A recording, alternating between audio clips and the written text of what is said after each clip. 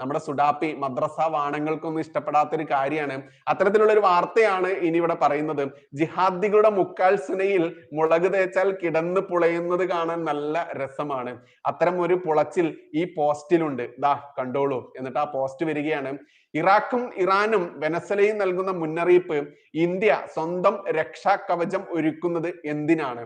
നോക്കൂ, നമ്മൾക്കറിയാം വെനസ്വലയായാലും ഈ പറയുന്ന ഇറാഖും ഇറാനും ഇവരൊക്കെ അനുഭവിച്ചത് എന്താണ് എന്ന് നമ്മൾ കണ്ടതാണ്. പക്ഷേ ഓടുന്ന നായിക്ക് ഒരു മുഴം മുൻപേ എറിയുന്ന നമ്മുടെ ഭരണാധിപൻ, നമ്മുടെ മോദിജി, പ്രിയപ്പെട്ട മോദിജി, അതിന് പുറകിൽ ശക്തിയായി നിലകൊള്ളുന്ന RSS, NDA എന്ന് പറയുന്ന കെട്ടുറപ്പ്, ആ കെട്ടുറപ്പോടുകൂടി ഭരിക്കുന്ന നരേന്ദ്രമോദിജി നടപ്പിലാക്കുന്ന കുറച്ച് കാര്യങ്ങളുണ്ട്.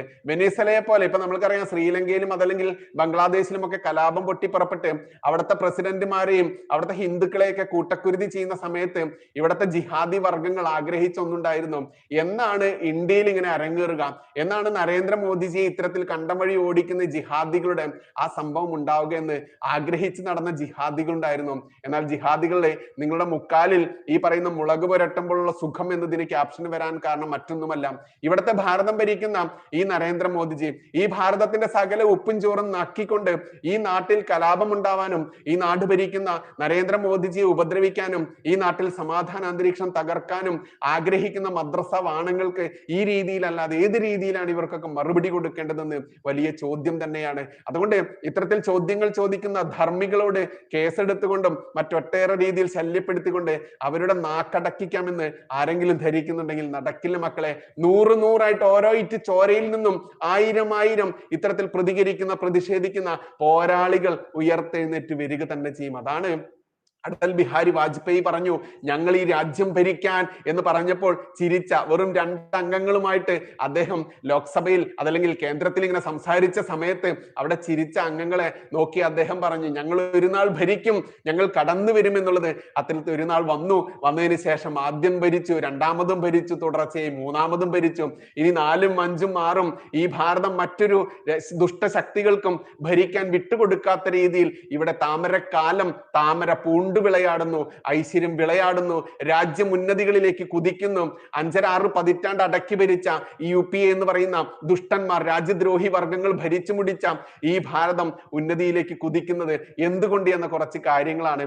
കയ്യിൽ നിറയെ എണ്ണയുണ്ടായിട്ടും പട്ടിണി കിടക്കേണ്ടി വന്ന വെനസ്വലയെയും ലോകത്തിൽ നിന്ന് ഒറ്റപ്പെട്ട ഇറാനെയും നമ്മൾ കണ്ടതാണ്. എന്തുകൊണ്ടാണ് അവർക്ക് ഇങ്ങനെ സംഭവിച്ചത്? ഉത്തരം ലളിതമാണ്. അവർക്ക് വിഭവങ്ങൾ ഉണ്ടായിരുന്നു, പക്ഷേ അത് നിയന്ത്രിക്കുന്ന സിസ്റ്റം അവരുടെ കയ്യിലില്ലായിരുന്നു. നമ്മൾക്ക് വിഭവങ്ങൾ കുറവാണെങ്കിൽ പോലും നമ്മൾക്ക് സിസ്റ്റം ശക്തമായി തന്നെയുണ്ട്. ആ സിസ്റ്റത്തിന് നേതൃത്വം കൊടുക്കാൻ ശക്തനായിട്ടുള്ള ഒരു ഭരണാധികാരി ഭാരതത്തിനുണ്ട്. ഇനിയാ ഈ രാജ്യങ്ങളുടെ തകർച്ചയിൽ നിന്ന് പാഠം പഠിച്ച ഇന്ത്യ നിശബ്ദമായി നടപ്പിലാക്കുന്ന 4 വമ്പൻ തന്ത്രങ്ങൾ ഇതൊരു വെറും രാഷ്ട്രീയമല്ല, ഇന്ത്യയുടെ അതിജീവനത്തിന്റെ വഴിയാണ്. 1, സാമ്പത്തിക ഉപരോധം എന്ന പേടി സ്വപ്നം ഇറാനും വെനസ്വലയ്ക്കും പറ്റിയ ഏറ്റവും വലിയ അബദ്ധം. അവർ തങ്ങളുടെ കച്ചവടം മുഴുവൻ അമേരിക്കൻ ഡോളറിനെ ആശ്രയിച്ചു എന്നുള്ളതാണ്. നോക്കൂ, അമേരിക്കയിലുള്ള ഇവിടുത്തെ നമ്മുടെ ഭാരതത്തിലെ പപ്പു എന്ന് വിളിക്കപ്പെടുന്ന രാഹുൽ ഗാന്ധി, അതുപോലെയുള്ള അമേരിക്കയിലെ പപ്പു ഇടയ്ക്ക് ഭാരതത്തെ ഇങ്ങനെ ഞെട്ടിച്ച് നോക്കും. ഭാരതം പക്ഷെ നരേന്ദ്രമോദിജി അയാളെ വിളിക്കാനോ അയാളെ മൈൻഡ് പോലും ചെയ്യാതെ മുന്നോട്ട് കുതിക്കുന്നു. ആ കുതിക്കുന്നതിന്റെ ശക്തി എന്തുകൊണ്ട് എന്നുള്ളതാണ്. കാരണം എല്ലാവരും ഡോളറിനെ ആശ്രയിച്ച് ജീവിക്കുമ്പോൾ ഭാരതം നമ്മുടെ സ്വന്തം രൂപ, ആ രൂപയെ ആശ്രയിച്ച് ജീവിക്കുന്നിടത്തേക്ക് സ്വയം പര്യാപ്തതയിലേക്ക് ഭാരതം എത്തി എന്നുള്ളതാണ്. അതുകൊണ്ടാണ് ഇവിടെ ഡോളറിന്റെ റേറ്റ് കുറഞ്ഞിതായി ഭാരതത്തിന്റെ രൂപ കുത്തനെ തലകുത്തി എന്ന് പറഞ്ഞ് ജിഹാദികളും രാജ്യദ്രോഹികളും മോങ്ങുന്നത്. യഥാർത്ഥത്തിൽ ഈ ഡോളറിന്റെ റേറ്റ് കുറയ്ക്കാൻ വേണ്ടി, അതല്ലെങ്കിൽ ഈ ഡോളർ ഇങ്ങനെ കുതിച്ചു കയറുന്നതും രൂപയുടെ ഇത് കുറയുന്നതും കാട്ടിക്കൂട്ടിക്കൊണ്ട് അമേരിക്കൻ പ്രസിഡന്റ് ആയാലും മറ്റൊട്ടേറെ രാജ്യദ്രോഹികൾ അതല്ലെങ്കിൽ നമ്മുടെ ശത്രു രാജ്യങ്ങൾ കാട്ടിക്കൂട്ടുന്ന തെമ്മാടിത്തരങ്ങൾ കൊണ്ട് അതിൽ നിന്ന് എങ്ങനെ നേട്ടമുണ്ടാക്കാം എന്നുള്ള യാഥാർത്ഥ്യ ബോധത്തോടെ ചിന്തിച്ചു മുന്നേറുന്ന ഭാരതത്തെയാണ് കാണേണ്ടത്. അല്ലാതെ ഇവിടെ മോങ്ങിക്കൊണ്ട് രാഷ്ട്രത്തിനെ ഇകഴ്ത്തി കാണിക്കുന്ന മദ്രസ വാണങ്ങളെ നിങ്ങൾ ഒരു നാൾ അതൊക്കെ മനസ്സിലാക്കും. നിങ്ങൾക്ക് തലയിൽ ബുദ്ധിയില്ല, മതമാണ് പ്രശ്നമെന്ന് നിങ്ങളുടെ നേതാക്കന്മാരും മദ്രസ ഉസ്താക്കന്മാരും പഠിപ്പിച്ചത് കൊണ്ട് തന്നെ നിന്റെയൊക്കെ പ്രശ്നം മതം മാത്രമാണ്, രാജ്യമല്ല എന്നുള്ളതാണ് യാഥാർത്ഥ്യം. സംഭവിച്ചത്. അമേരിക്ക ഒരു ദിവസം സ്വിച്ച് ഓഫ് ചെയ്തപ്പോൾ ഈ രാജ്യങ്ങൾക്ക് പണം അയക്കാനോ സ്വീകരിക്കാനോ പറ്റാത്ത അവസ്ഥയായി. ബാങ്കുകളിൽ പണമുണ്ട്, പക്ഷേ ഉപയോഗിക്കാൻ പറ്റില്ല. ഇതാണ് ഡോളറിനെ മാത്രം ആശ്രയിച്ച് ജീവിച്ചാലുള്ള ഏതൊരു രാജ്യത്തിന്റെയും അവസ്ഥ എന്നുള്ളത് നരേന്ദ്രമോദിജി മുൻപേ കണ്ടു. അദ്ദേഹം ഭരണത്തിലേറിയ നാളിൽ തന്നെ നമ്മുടെ കറൻസിയെ ശക്തമാക്കാൻ വേണ്ടി ഇവിടെ നോട്ട് നിരോധനം കൊണ്ടുവന്നു. നോട്ട് നിരോധനം കൊണ്ടുവന്നപ്പോൾ ഇന്നും തല ചുറ്റി വീണതും അറ്റാക്ക് വന്നു, ക്യൂ നിന്നപ്പോൾ അറ്റാക്ക് വന്നു, മരിച്ചും പറഞ്ഞുള്ള വാർത്തകളൊക്കെ പ്രചരിപ്പിക്കുന്ന ജിഹാദികളായാലും രാജ്യവിരുദ്ധ ശക്തികളായാലും രാജ്യദ്രോഹികളായാലും ഇവനൊന്നും പറയില്ല. രാജ്യത്തിന്റെ സമ്പൽ സമൃദ്ധിക്ക്, രാജ്യത്തിന്റെ സാമ്പത്തിക അവസ്ഥ ശക്തമായി നിലകൊള്ളാൻ അത്യാവശ്യമായിരുന്നു ഈ നോട്ട് നിരോധനം എന്നുള്ളത് ആരും ഒരു മാധ്യമവും പറയുന്നില്ല. അത്തരത്തിൽ മാധ്യമങ്ങൾ പറയാത്ത ഓരോ കാര്യങ്ങളും പച്ചയ്ക്ക് വിളിച്ച് പറയുക തന്നെ വേണം. അതിന് ഇത്തരത്തിലുള്ള കുഞ്ഞു കുഞ്ഞു ചാനലുകൾ ഉയർന്നു വരേണ്ടത് തന്നെയുണ്ട്. നോക്കൂ, നമ്മൾ ഇതിന്റെ കൂടെ കൂട്ടിച്ചേർത്ത് പറയേണ്ടതുണ്ട്. നമ്മൾ ഇത്തരത്തിലുള്ള സോഷ്യൽ മീഡിയ ഹാൻഡിലുകൾ കൈകാര്യം ചെയ്യാനുള്ള ഒരു ട്രെയിനിങ് നമ്മുടെ ന്യൂസ് കഫേ ചാനലിന്റെ ആ കീഴിൽ തന്നെ, ചാനലിന്റെ ആ ഒരു നേതൃത്വത്തിൽ തന്നെ നടത്തിയും വരുന്നുണ്ട്. ഞാനോ അല്ലെങ്കിൽ എന്നെ കേൾക്കുന്ന നിങ്ങളിൽ കുറച്ചു പേരോ മാത്രം പ്രതികരിച്ചാൽ പോരാ, പ്രതിഷേധിച്ചാൽ പോരാ. ഉറക്കെ നമ്മൾ ശക്തമായി തന്നെ പ്രതികരിക്കേണ്ടതും പ്രതിഷേധിക്കേണ്ട ഈ കാലം അതിക്രമിച്ചിരിക്കുന്നു. അതുകൊണ്ട് സോഷ്യൽ മീഡിയ എന്ന് പറയുന്ന വലിയൊരു സാധ്യത നിങ്ങളുടെ മുമ്പിലുണ്ട്. ആ സാധ്യത ഉപയോഗപ്പെടുത്തിക്കൊണ്ട് ഈ എല്ലാ ആളുകൾക്കും പ്രതിഷേധിക്കാനും പ്രതികരിക്കാനും അതിലൂടെ നല്ലൊരു വരുമാനം നേടാനും ആവുന്ന രീതിയിൽ സോഷ്യൽ മീഡിയയിൽ നമ്മളൊരു ട്രെയിനിങ് നടത്തിക്കൊണ്ടിരിക്കുന്നുണ്ട്. അതുകൊണ്ട് ചാനലിന്റെ നമ്പർ നമ്മൾ എല്ലാ വീഡിയോയിലും കൊടുക്കാറുണ്ട്. ആ ചാനൽ നമ്പറിൽ നിങ്ങൾ ബന്ധപ്പെടുക. ഇനി നമ്പർ അറിയാത്ത ആളുകൾ കേൾക്കുക: 9961 9961 471 470. ഈ നമ്പറിൽ ബന്ധപ്പെട്ടാൽ മതി. ആ കോഴ്സിനെ കുറിച്ച് പറയാം. ഇനി നോക്കൂ, ഈ ഡോളറിനെ ആശ്രയിച്ച് മാത്രം ജീവിക്കുന്ന രാജ്യങ്ങളുടെ അവസ്ഥ എന്താണ്? അമേരിക്ക ഡോളറിനെ അപേക്ഷിച്ച് ജീവിക്കുന്ന രാജ്യങ്ങളുടെ സ്വിച്ച് അങ്ങോട്ട് ഓഫാക്കി കഴിഞ്ഞാൽ തീർന്നു. ഇവരുടെയൊക്കെ കയ്യിൽ ഇഷ്ടം പോലെ ധനമുണ്ടെന്ന് പറഞ്ഞിട്ട് കാര്യമില്ല. അമേരിക്ക സ്വിച്ച് ഓഫ് ആക്കിയോ ഇവന്മാർ തീർന്നു എന്നുള്ളതാണ്. അതുകൊണ്ട് തന്നെ അത് മുൻകൂട്ടി കണ്ട് ഇന്ത്യയുടെ മറുതന്ത്രം, ഈ കെണിയിൽ വീഴാതിരിക്കാനാണ് ഇന്ത്യ റുപ്പി ട്രേഡ്, സെറ്റിൽമെന്റ് കൊണ്ടുവന്നത്.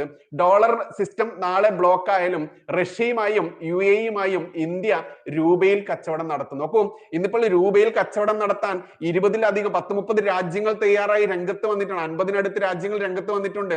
അത്ര കണ്ട് നമ്മുടെ റുപ്പീസുമായി ബന്ധപ്പെട്ട് അതിനെ ഉയർത്തിക്കൊണ്ട് വന്നുകൊണ്ട് ഡോളർ എന്ന് പറയുന്ന മീഡിയേറ്റർ ഒഴിവാക്കി, അമേരിക്ക എന്ന് പറയുന്ന ദുഷ്ടശക്തിയെ ഒഴിവാക്കിക്കൊണ്ട് ഭാരതം അതിന്റെ നട്ടെല്ല് ഒറ്റ തന്തയ്ക്ക് പറഞ്ഞ ഗുണം കാണിക്കുമ്പോൾ അതിനും ഭാരതത്തെ ഇകഴ്ത്തി കാണിക്കുന്ന രാജ്യവിരുദ്ധർ, ഇസ്ലാമിക ജിഹാദി ശക്തികൾ, മദ്രസ വാണങ്ങൾ, അവരെ പച്ചയ്ക്ക് നമ്മൾ ഇങ്ങനെ തന്നെ പറയേണ്ടതുണ്ട്.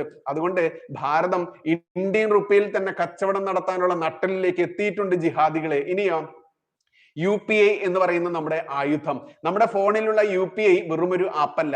നോക്കൂ, ഇവിടെ ഫോൺ, അതായത് ഡിജിറ്റൽ മാർക്കറ്റിംഗ്, നമ്മുടെ ഡിജിറ്റൽ രീതിയിൽ തന്നെ ഫോണിലൂടെ തന്നെ നമ്മൾക്ക് പൈസ കൈമാറ്റം ചെയ്യാത്ത രീതിയിൽ തന്നെ UPI എന്ന് പറയുന്ന സിസ്റ്റത്തിലൂടെ നമ്മളൊക്കെ ഗൂഗിൾ പേയും പേടിഎമ്മും അത്തരത്തിലുള്ള ഒരുപാട് ആപ്പുകൾ ഉപയോഗിച്ചാണ് ഇന്ന് ആളുകൾക്ക് പണം കൈമാറുന്നതും പിന്നെയോ ഷോപ്പുകളിൽ നിന്ന് സാധനം വാങ്ങുമ്പോൾ കൊടുക്കുന്നതും. അതുകൊണ്ട് കൈമാറ്റം ഇങ്ങനെ ഇല്ല എന്നുള്ളതാണ്. അതുകൊണ്ട് നമ്മുടെ UPI എന്ന നമ്മുടെ ആയുധം, നമ്മുടെ ഫോണിലുള്ള UPI വെറുമൊരു ആപ്പല്ല. വിസ, മാസ്റ്റർ കാർഡ് തുടങ്ങിയ അമേരിക്കൻ കമ്പനികളുടെ സഹായമില്ലാതെ പണം കൈമാറാൻ ഇന്ത്യ ലോകത്തിന് കാണിച്ചു കൊടുത്ത സ്വന്തം വഴിയാണത്. നോക്കൂ, അന്ന് ഈ UPI ട്രാൻസാക്ഷന്റെ ഈ ഒരു വലിയ നീക്കം മോദിജി കൊണ്ടുവന്ന സമയത്ത് ഇവിടുത്തെ ജിഹാദികളും ഇവിടുത്തെ രാജ്യദ്രോഹ ശക്തികളും അതിനെതിരെ പറഞ്ഞത് എന്താണ്? നോക്കൂ, നരേന്ദ്രമോദിജി ഇതാ ജനങ്ങളെ വീണ്ടും ബുദ്ധിമുട്ടിക്കുന്നതെന്ന് പറഞ്ഞിട്ട് ഇന്ന് നമ്മൾ റോഡ് സൈഡിലൂടെ പോകുമ്പോൾ കരിക്ക് വിൽക്കുന്ന, നാരങ്ങ വിൽക്കുന്ന പെട്ടിക്കടക്കാരനായിക്കോട്ടെ ആരായാലും ഇവരൊക്കെ എങ്ങനെയാണ് ക്യാഷ് ട്രാൻസ്ഫർ ചെയ്യുന്നത്? എല്ലാം UPI ട്രാൻസാക്ഷൻ ആണ്. അതുകൊണ്ട് വിചാരിച്ചാൽ, പ്രയത്നിച്ചാൽ ഏതും നടക്കും, എന്തും നടക്കും. മോദിജി ഉണ്ടെങ്കിൽ, BJP ഉണ്ടെങ്കിൽ, NDA ഉണ്ടെങ്കിൽ എന്തും സാധ്യമാണ് എന്നുള്ളതാണ് യാഥാർത്ഥ്യം. ഇനിയോ കപ്പലുകളുടെ യാത്ര തന്നെ മുടങ്ങുന്ന അവസ്ഥ. വെനസ്വലയ്ക്ക് എണ്ണയുണ്ട്, പക്ഷേ അത് വാങ്ങാൻ വരുന്ന കപ്പലുകൾക്ക് പാശ്ചാത്യ കമ്പനികൾ ഇൻഷുറൻസ് നൽകില്ല. ഇൻഷുറൻസ് ഇല്ലാത്ത കപ്പലിനെ ഒരു തുറമുഖത്തും അടുപ്പിക്കില്ല. അങ്ങനെ ആ എണ്ണ അവിടെ കെട്ടിക്കിടക്കുന്നു. ഇത്തരത്തിലും, അതായത് വിഭവങ്ങൾ ഒരുപാടുള്ള രാജ്യങ്ങൾ, പക്ഷേ ആ വിഭവങ്ങൾ കപ്പലിലൂടെ കൊണ്ടുപോകാനോ ആ മറ്റു സ്ഥലങ്ങളിലേക്ക് എത്തിക്കാനോ പറ്റാത്ത രീതിയിലുള്ള അത്തരത്തിലുള്ള ലോക്കുകൾ, ആ ലോക്കിൽ നിന്ന് നമ്മുടെ രാജ്യം, നമ്മുടെ ഭാരതം എങ്ങനെയാണ് അതിനെ അതിജീവിച്ചതെന്ന് നിങ്ങൾക്കറിയാമോ? ഇങ്ങനെയാ ഇന്ത്യയുടെ മറുതന്ത്രം. ഇതിനെ മറികടക്കാനാണ് ഇന്ത്യ സ്വന്തം ചരക്ക് കപ്പൽ പടയ മർച്ചന്റ് നേവി എന്ന് നമ്മൾക്കറിയാം ശക്തിപ്പെടുത്തുന്നത്. ഒപ്പം വിദേശ ഇൻഷുറൻസ് കമ്പനികളെ ആശ്രയിക്കാതെ ഇന്ത്യൻ സർക്കാർ ഗ്യാരണ്ടിയുള്ള ഇൻഷുറൻസ് പൂളുകൾ ഉണ്ടാക്കുന്നു. നിങ്ങൾ കപ്പൽ തന്നില്ലെങ്കിൽ ഞങ്ങൾ സ്വന്തം കപ്പലിൽ സാധനം കൊണ്ടുവരുമെന്ന് പറയാൻ ഇന്ത്യ ശക്തിയോടെ പ്രാപ്തിയായിരിക്കുന്നു. അത് തന്നെയാണ് നരേന്ദ്രമോദിജിയുടെ ഇന്ത്യ. അത് തന്നെയാണ് നമ്മുടെ ഭാരതത്തിന്റെ നട്ടെല്ലും. ഭാരതം ഈ എത്രയോ 18, 19 സ്ഥാനത്ത് നിന്നൊക്കെ കുതിച്ച് 4, 3 സ്ഥാനത്തിലേക്കൊക്കെ സാമ്പത്തിക ഭദ്രത നേടിയതുമെന്ന് മനസ്സിലാവാത്തത് മദ്രസ വാണങ്ങൾക്ക് മാത്രമാണ്. ഈ രാജ്യത്തിനെതിരെ നിലകൊള്ളുന്ന ശക്തികൾക്ക് മാത്രമാണ് എന്നുള്ളതാണ് യാഥാർത്ഥ്യം. ഇനിയോ ആയുധങ്ങൾക്കായി കാത്തു നിൽക്കുന്ന അവസ്ഥ. അതായത് പണ്ടൊക്കെ നമ്മുടെ രാജ്യത്തിന് പോലും യുദ്ധങ്ങൾ വരുമ്പോൾ ആയുധം കിട്ടാതെ പട്ടാളക്കാർ വെടികൊണ്ട് മരിക്കുന്ന, അതല്ലെങ്കിൽ പട്ടാളക്കാർക്ക് പൊരുതി മരിക്കാൻ എന്താണ് കൊടുക്കേണ്ട ആയുധങ്ങൾ പോലും കൊടുക്കാൻ പറ്റാത്ത അവസ്ഥയിൽ നിന്ന് ഇന്ന് നമ്മുടെ പട്ടാളം എവിടെ എത്തി നിൽക്കുന്നു? നമ്മൾ അതിലും സ്വയം പര്യാപ്തരായിരിക്കുന്നു. ഇന്ന് ഭാരതം ആയുധം വിൽക്കുന്ന ലോക രാജ്യങ്ങളിൽ വിശ്വസ്തയോടെ ആയുധങ്ങൾ വാങ്ങാമെന്ന രീതിയിലേക്ക് ലോകരാജ്യങ്ങൾക്ക് ഗ്യാരണ്ടിയായി മാറിയിരിക്കുന്നു. സോറി,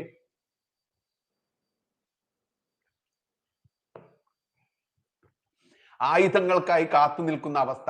പണ്ട് ഇറാഖ് യുദ്ധ സമയത്ത് അവരുടെ ആയുധങ്ങൾക്ക് വേണ്ട സ്പെയർ പാർട്സുകൾ കിട്ടാതെ വന്നപ്പോൾ വലിയൊരു സൈന്യം നോക്കുകുത്തിയായി മാറി. ഇന്ത്യയുടെ മറുതന്ത്രം. ഇന്ത്യ ഇത്രയും കാലം റഷ്യയിൽ നിന്നും ഫ്രാൻസിൽ നിന്നും ആയുധം വാങ്ങുകയായിരുന്നു. എന്നാൽ ഇപ്പോൾ കഥ മാറുകയാണ്.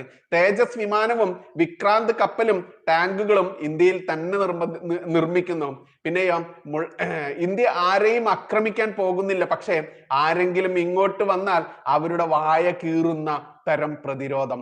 ബ്രഹ്മോസും മറ്റുള്ള മിസൈലുകളും ഒക്കെ നമ്മുടെ കയ്യിലുണ്ടാകും. മാത്രമല്ല നാനാ രാജ്യങ്ങൾക്ക് നമ്മുടെ ആയുധങ്ങൾ വിൽക്കുന്ന രീതിയിലേക്ക് ഭാരതത്തിന്റെ ആയുധ മാർക്കറ്റ് ഉയർന്നു. പാകിസ്ഥാനായാലും ഏതൊരു രാജ്യമായാലും ഭാരതത്തെ തൊടാൻ വന്നു കഴിഞ്ഞാൽ ആ തൊടുന്നവനെ നശിപ്പിച്ച് കളയുന്ന ബ്രഹ്മോസ് അടക്കമുള്ള ഒട്ടേറെ ആയുധങ്ങൾ ഇന്ന് ഭാരതത്തിനുണ്ട് എന്നുള്ളതും, എന്തിനേറെ പാകിസ്ഥാൻ അടക്കമുള്ള രാജ്യങ്ങൾക്ക് ചൈന കൊടുത്തിട്ടുള്ള ആയുധങ്ങളൊക്കെ വെറും ഡമ്മിയാണെന്നും വെറും ചീന പടക്കം പോലെ ചീഞ്ഞ പടക്കം, അതല്ലെങ്കിൽ നനഞ്ഞ പടക്കമാണ് എന്നുള്ളതും കഴിഞ്ഞ യുദ്ധങ്ങളിലൊക്കെ നമ്മൾ കണ്ടു. അവിടെയാണ് ഭാരതത്തിന്റെ സ്വയം പര്യാപ്തത. ഭാരതം അതിനാവശ്യമായിട്ടുള്ള ആയുധങ്ങൾ ടെക്നോളജിയിൽ വളർന്ന് വലിയ രീതിയിൽ പന്തലിച്ചു നിൽക്കുന്നു എന്ന വലിയ സന്തോഷ വാർത്ത. ഇനിയോ എണ്ണ എന്ന അടിമത്തം. ഇറാനെയും വെനിസ്വലയെയും തകർക്കാൻ എണ്ണവില ഇടിച്ചാൽ മാത്രം മതിയായിരുന്നു. കാരണം അവരുടെ വരുമാനം മുഴുവൻ എണ്ണയാണ്. ഇന്ത്യയുടെ കാര്യത്തിൽ നമ്മുടെ പണം മുഴുവൻ എണ്ണ വാങ്ങാൻ പുറത്തേക്ക് പോവുകയാണ്. അതിന് ഇന്ത്യ നൽകിയ മറുതന്ത്രം എന്തെന്നറിയാമോ? ഇവിടെയാണ് ഗ്രീൻ ഹൈഡ്രജനും സോളാറും ഗെയിം ചേഞ്ചർ ആവുന്നത്. ഇത് വെറും പരിസ്ഥിതി സ്നേഹം മാത്രമല്ല, ഇത് സാമ്പത്തിക സ്വാതന്ത്ര്യമാണ്. ഗൾഫ് രാജ്യങ്ങളിലേക്കും റഷ്യയിലേക്കും പോകുന്ന ശതകോടികൾ ഇന്ത്യയിൽ തന്നെ നിന്നാൽ അത് മതി നമ്മുടെ സമ്പദ് വ്യവസ്ഥ കുതിച്ചുയരാൻ. അതുകൊണ്ട് തന്നെയാണ് നമ്മുടെ സമ്പദ് വ്യവസ്ഥ കുതിച്ചുയരുന്നത്. ഇനിയും ചുരുക്കത്തിൽ ഇറാനും വെനസ്വലയും നമ്മളെ പഠിപ്പിച്ച പാഠം ഇതാണ്. അതായത് നമ്മുടെ പണമിടപാടും നമ്മുടെ സുരക്ഷയും നമ്മുടെ ഊർജവും വിദേശ ശക്തികളുടെ ദയയിൽ ആവരുത്. സ്വന്തം കാലിൽ നിൽക്കുന്ന ആരുടെയും ഭീഷണിക്ക് വഴങ്ങാത്ത ഒരു സ്വയം പര്യാപ്ത ഭാരതം കെട്ടിപ്പടുക്കുന്നത് അതിനു വേണ്ടിയാണ്. അവിടെയാണ് നമ്മുടെ നരേന്ദ്രമോദിജിയെ ലോകം ആകാംക്ഷയോടെ ബഹുമാനത്തോടെ ആദരവോടുകൂടി കാണുന്നുണ്ടെങ്കിൽ അദ്ദേഹം അത് തെളിയിച്ചത് കൊണ്ടാണ്. ജിഹാദികൾ ക്യൂ നിന്ന് കമന്റ് ഇട്ടിട്ട് 1 ലിറ്റർ വെളിച്ചെണ്ണയുമായി ഉസ്തുവിന്റെ അടുത്തേക്ക് പോകേണ്ടതാണ്. ഇങ്ങനെയാണ് ആ ആർട്ടിക്കിൾ അവസാനിക്കുന്നത്. ഇവിടെയാണ് നോക്കൂ, ഇത്തരം വിവരങ്ങളൊന്നും ഒരു മാധ്യമവും നിങ്ങൾക്ക് മുന്നിൽ പറയില്ല. നന്ദി, നമസ്കാരം. ജയ് ഹിന്ദ്, ജയ് ശ്രീറാം.